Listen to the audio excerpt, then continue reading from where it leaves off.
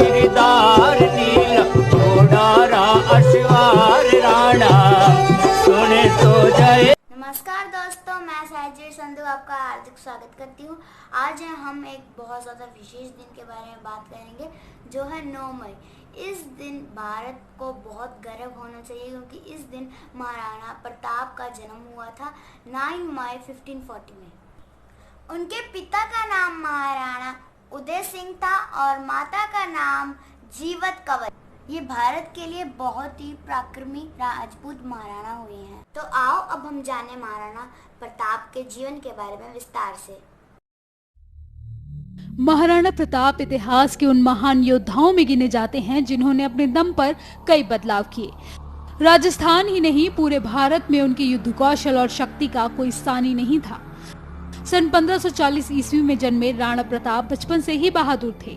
अंग्रेजी कैलेंडर के अनुसार महाराणा प्रताप का जन्म 9 मई 1540 को हुआ था और हिंदू पंचांग विक्रम संवत की माने तो उनकी जयंती हर साल ज्येष्ठ शुक्ल पक्ष की तृतीया तिथि को मनाई जाती है। यानी हिंदू कैलेंडर के हिसाब से उनकी जयंती आज मनाई जाएगी। लेकिन आपको जानकर हैरानी होगी कि अंग्रेजी कैलेंडर के हिसाब से आज ही के दिन उनका राज्याभिषेक भी हुआ था।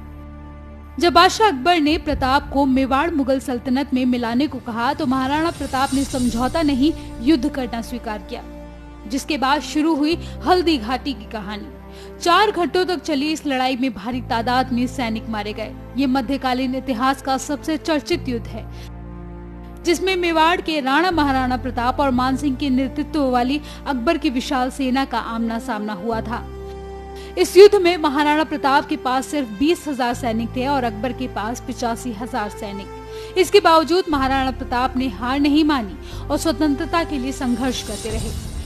हालांकि आज भी इस बात पर लगातार बहस होती रही है कि क्या इस युद्ध में अकबर की जीत हुई या महाराणा प्रताप ने जीत हासिल की। इस मुद्दे को लेकर कई तथ्य और रिसर्च सामने भी आते रहे हैं। कुछ लोगों का मानना है कि इस युद्ध में अकबर जीता था क्योंकि इस युद्ध के बाद मेवाड़, चित्तौड़, गोगुंडा, कुंभलगढ़ और उदयपुर पर मुगलों का कब्जा हो गया था। सारे राजपूत राजा मुगलों के अधीन हो गए थे और महाराणा को दर बदर भटकने के लिए छोड़ दिया गया। महाराणा प्रताप हल्दी घाटी के युद्ध में जरूर पीछे हटे थे, लेकिन उन्होंने मुगलों के सामने घुटने नहीं टेके। वे फिर से अपनी शक्ति जुटाने लगे।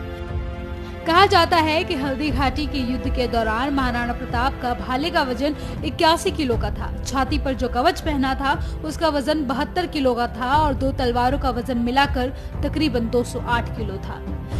इतिहास के पन्नों में महाराणा के अलावा उनका घोड़ा चेतक भी बहुत प्रसिद्ध है। उसकी बहादुरी के किस्से भी किताबों में कविताओं के रूप में मौजूद है। महाराणा को बचपन में कीका के नाम से पुकारा जाता था। वो अपने माता पिता की पहली संतान थे।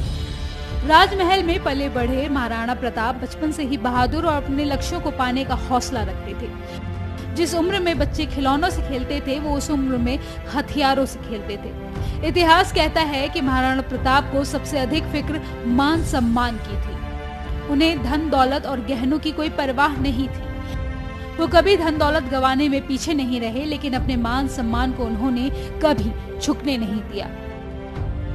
महाराणा प्रताप जी को कोटि कोटि प्रणाम।